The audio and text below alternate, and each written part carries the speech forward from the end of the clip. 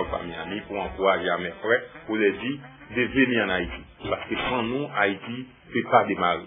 On ne va pas laisser que les étrangers qui viennent, et moi je suis en Haïti, je voyais que les étrangers qui viennent. Alors c'est ce qui m'a touché les jours du tremblement de terre, j'étais dans la rue, et dans le lendemain matin, je voyais mes compatriotes qui quittent Haïti, qui s'est empilés donc à l'aéroport pour quitter Haïti, et puis pourtant les étrangers, ils rentrent tous les jours, à chaque seconde, ils rentrent. Ils rentrent en Haïti. Et les Haïtiens qui étaient là-bas, ils cherchent à quitter Haïti pour aller se cacher.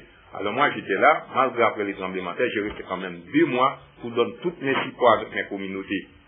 Seulement gréchoises, avec toutes mes communautés aussi haïtiennes. Moi je ne cache pas à vous dire, actuellement dans mon téléphone, j'ai bouté des morts dans ma voiture. Dans ma voiture, j'ai bouté des morts pour aller enterrer. Parce qu'il n'y avait aucun autre moyen. Je donne ma support vraiment partout. Alors, donc, je pense qu'il faut être solidaire. Il n'y a rien en Haïti. Moi, là, je viens d'arriver là. Il n'y a rien. Moi, si j'ai de l'argent, j'ai investi. Il n'y a aucun problème. Parce que maintenant, donc, on voit qu'Haïti, il est vraiment sur les plans de développement. Je ne vois pas pourquoi qu'on ne peut pas investir en Haïti. Donc, la sécurité, elle est là. Il faut qu'on fasse tous les moyens d'avoir un pouvoir en place pour qu'on puisse vraiment avoir une sécurité. La sécurité. Quand on a la sécurité, eh bien, il n'y a pas de problème. On peut démarrer, on peut financer, on peut faire tout quoi. D'accord. Donc, je pense que c'est très clair pour nous, les spectateurs qui vivent en France et surtout en Europe. Actuellement, donc, tout redémarre en Haïti, comme l'a dit notre futur député, il vient d'arriver la semaine dernière. Bon, il a vécu tout ce qui s'est passé, les séismes qui étaient en Haïti, il était là, il a vécu tout ça, il a sauvé des vies, pour enterrer des cadavres. Bon, là, c'est des choses qui arrivent, mais c'est que je pense que tous les Haïtiens doivent comprendre que ce lancement, il a ouvert des associations pour pouvoir aider les enfants qui n'ont plus de père, plus de parents en Haïti. C'est très important, c'est de les aider. Par contre, il a voulu laisser ses coordonnées pour les contacter direct en Haïti ou bien en France, qui peut être solidaire à ce qu'il mène à son travail, qui n'hésitez pas à envoyer son nom et puis collaborer avec la compétition de son travail. Alors à vous, M. Bosch, et pour l'association, il peut vous contacter. Donc et pour ici, donc il peut me contacter sur mon numéro d'ici, donc et en contactant M. J. Joseph Gerson, les petits députés pour la commune de Bruxier. Donc Avant, vous étiez du côté de la police de Bordeaux. oui, j'étais à CEMAC, j'ai fait énormément de travail, donc c'est pour, je crois que j'ai participé avec la sécurité qui est stable actuellement, parce que quand j'étais rentré en Haïti en 2007, c'était vraiment un désastre, et donc j'ai resté 6 mois donc à CEMAC. Il y a un travail vraiment efficace qui est fait avec les compatriotes qui se groupent en Haïti, qui viennent un petit peu partout, donc c'est des diasporas. Donc maintenant, il n'y a aucun problème. On a peut-être un kidnapping ou 2 kidnappings par mois. Avant, quand je suis arrivé, il y avait 46, 50 kidnappings par mois. Maintenant, vous voyez que ça vraiment s'est diminué. Donc il n'y a aucun problème de ce côté. Alors c'est pour ça, moi, en tant qu'Haïtien, j'ai une responsabilité à prendre. J'ai dit, je ne peux pas laisser mon pays effondrer. Pendant tout moment difficile, en 2007, en 2008 et en 2006-2007, j'étais en Haïti moi-même, je me suis fait kidnapper pendant des fois. J'ai dit non, je ne peux pas rester des bras croisés. Je prends mon sac, je me suis rentré au pays. J'ai dit je vais donner la main forte aussi, je vais soutenir mon pays. Alors c'est à ce moment-là que je prends ma décision. Je suis entré dans la police, je resté 6 mois. Après je travaille. Maintenant actuellement, je travaille donc en Haïti pour soutenir mon pays. Donc je pas de travail, je ne voyais pas de l'argent. Je voyais mon pays quoi. Je voyais mon pays. Maintenant, donc, j'ai d'autres visions. Il y a certaines choses qui ne fonctionnent pas en Haïti. C'est que, pour moi, la justice, c'est là, les sociales, on n'a pas ça. Alors, c'est pour ça que j'ai dit, je vais être député à la députation pour la commune de Bruxier. Parce que j'ai un travail énormément à faire et je suis capable. J'ai des demandes avec mes compatriotes de me soutenir. Et on a un travail encore à faire en Haïti. Alors, actuellement, donc, j'ai créé, donc, cette association. J'ai déjà 150 personnes. Donc, j'ai 150 enfants, excusez-moi, 150 enfants, donc, sous ma responsabilité, il faut payer les gens pour s'occuper d'eux.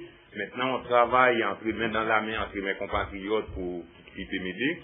Maintenant, on cherche encore des gens qui peuvent nous soutenir. 150 enfants, c'est pas énorme, c'est pas mes nièces, c'est pas mes cousins, c'est pas mes amis, quoi. Ce sont des gens, les enfants, les parents étaient morts pendant les tremblements de terre, ils sont dans la rue maintenant. Je veux pas que ces enfants-là, ils viennent danger dans 10, 15 ans pour la population. Alors c'est ça donc qui m'a poussé essayer pour voir dans quel moyen qu'on peut ramasser ces enfants-là pour les aider, pour les indiquer, afin que demain, dans 10-20 ans encore, il sera peut-être un futur député, un futur sénateur, un président de la République aussi pour son pays. Parce que moi, je ne suis pas honte de dire que j'étais au félin, et maintenant je suis arrivé là aujourd'hui, je suis fier d'être là, alors c'est pour ça aussi, j'encourage mes compatriotes, j'encourage ces enfants-là de prendre ces responsabilités. Ça me fait mal de voir, j'étais au félin, maintenant je suis capable d'aider mon pays, je dis ces enfants-là, je ne vais pas abandonner, donc je vais l'aider aussi, je crois que dans 10-15 ans, il sera un citoyen pour utile de ce pays. En tant qu'orphelin que j'étais, maintenant je suis fier, je travaille pour mon pays, et j'ai servi mon pays, et j'ai utile mon pays. Je fais appel avec tous les autres aussi de venir nous aider pour que ces enfants-là, dans 10-15 ans, pour qu'ils ne viennent pas un délinquant pour les publics. Alors donc, mon téléphone ici, donc, on peut me joindre ici, donc, comme j'ai dit, donc, je suis M. Joseph Gesson, donc, le futur député pour la commune de Grecier. Donc, mon numéro de téléphone de Paris, c'est 06 18 18 29 53. Donc, je vous répète mon numéro encore, c'est 06 18 18 29 53. C'est mon numéro qui est Paris. Et quand je serai en Haïti, donc, mon numéro en Haïti, c'est 36 97 03 18. Donc, je suis donc à l'Ilava 23, Ripilo, numéro 6. Alors, pour quelqu'un qui voulait m'écrire ou bien qui voulait m'envoyer un courrier, donc, voilà, donc, très bientôt, donc, je vais communiquer le numéro de mon collègue et laquelle on est associé. Nous sommes autorisés à faire fonctionner un ambulance sans qu'on n'avait pas un hôpital qui marche avec. Maintenant, on est en train de se construire un hôpital là, les premières pierres a été plantées, donc, et je crois que c'était les 11 de ce mois, on a planté les premières pierres pour commencer à construire l'hôpital qui va marcher avec l'ambulance. Et le ministère de la Santé, il ne voulait pas nous donner des autorisations pour que l'ambulance circule là. Parce qu'il dit qu'on n'a pas de l'hôpital sur les noms d'association, il ne peut pas nous donner aussi autorisation pour faire fonctionner une ambulance comme ça. Alors c'est pour ça que maintenant, on a fait coûte qui coûte, on a commencé, on a fait la demande auprès de la mairie de Grecier, il nous a donné au moins donc 50 centièmes terre, qui est 2000 carreaux, alors qu'on a les projets de construire un hôpital, de construire donc une centre donc informatique et puis tout, une école d'infirmières pour la population d'Haïti quoi. Maintenant, c'est tout ce qu'on fait, donc c'est tout ce qu'on essaye de faire. Je pense que les jours qui l'hôpital sera inauguré, à ce moment-là, il va nous donner quand même la possibilité de faire fonctionner notre ambulance. Alors, donc, je vous remercie encore, M. Even, encore, donc, pour cette interview, donc, que vous m'avez accordé.